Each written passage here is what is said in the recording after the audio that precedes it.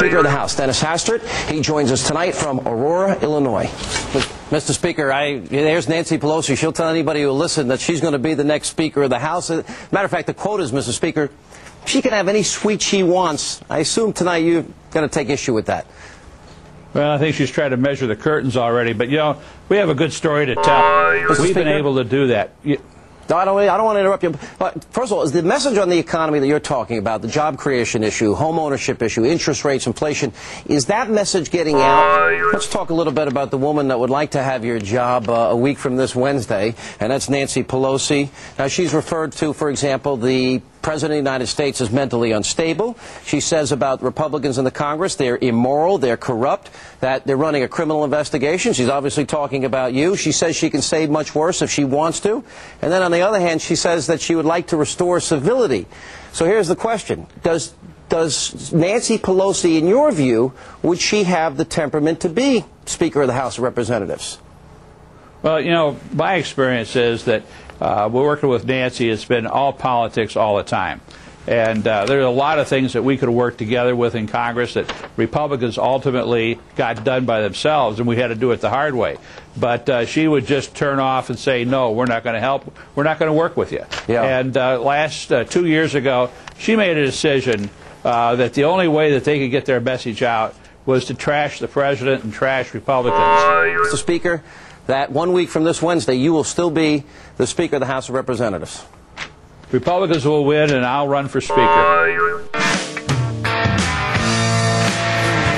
Hannity on America. Hannity on America. Hannity on America. Hannity on America. Hannity on America. She grew up in an Indiana town, had a good-looking mom. Never was around, but she grew up tall and she grew up fat. And welcome back. I'm Sean Hannity, and this is Hannity on America Live. Well, now it's time for the Hannity Hot Seat.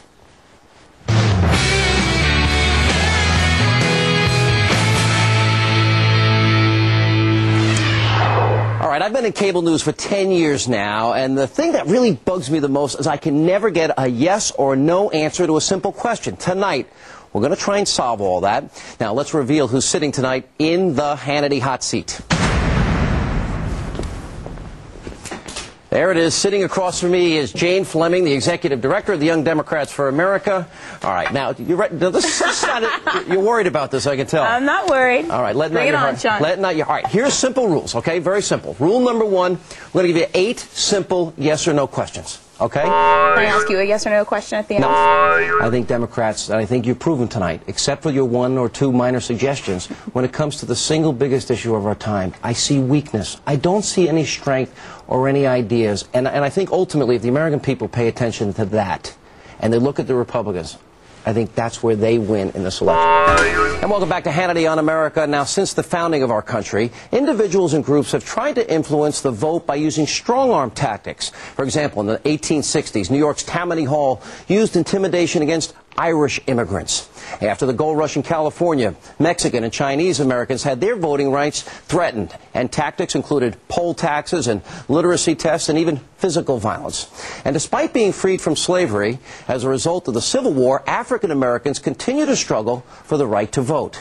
Now, in a shocking twist, the government is charging African Americans with voting fraud in Mississippi, a state that helped to give the birth of voting rights and the Voting Rights Act. Let me say this here. I am one of the most effective Democratic chairmen ever been in Noxubee County. We increased the Democratic vote over the years.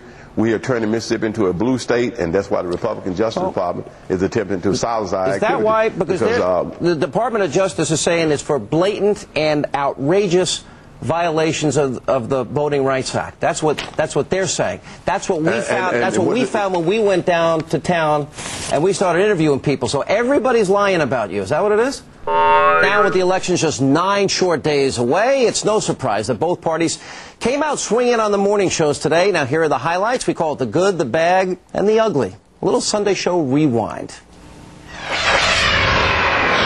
You would vote to cut off funding for our troops while the war is going on? I will never support turning our backs on our troops. But do you stand by your comment that you would consider cutting off funding? There's a lot of different options that Congress can consider. That is absolutely amazing to me, to have a member of the United States Congress sit here and say that he would vote for, if his party gets control of the Congress, that you would vote for cutting off funding for our troops in Iraq. Well, I don't think that's true.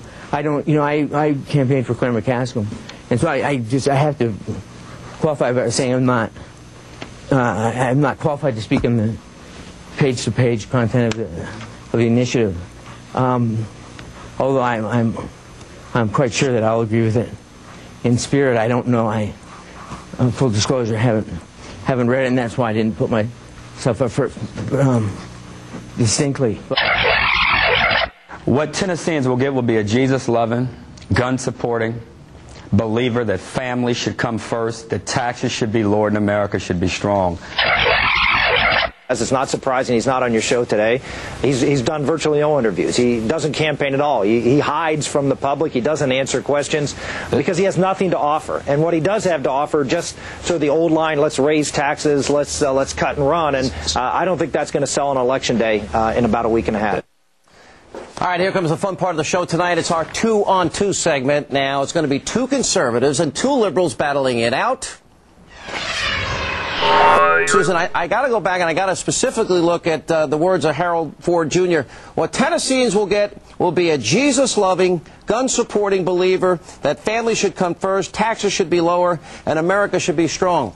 Sounds like Ronald Reagan. Sounds like he's in the wrong party there, Susan. Mark Levin, is this an instance of masquerading as a conservative to try and get elected in a state where 59% of voters in 04 voted for Bush? A race that's tightened up in the state of Maryland. Here I hear Ben Cardin saying while we're at war, he's going to defund the Iraq war if the Democrats get in power. Does that now fit the definition? Cut, run, surrender, and undermine, which liberals don't like to hear.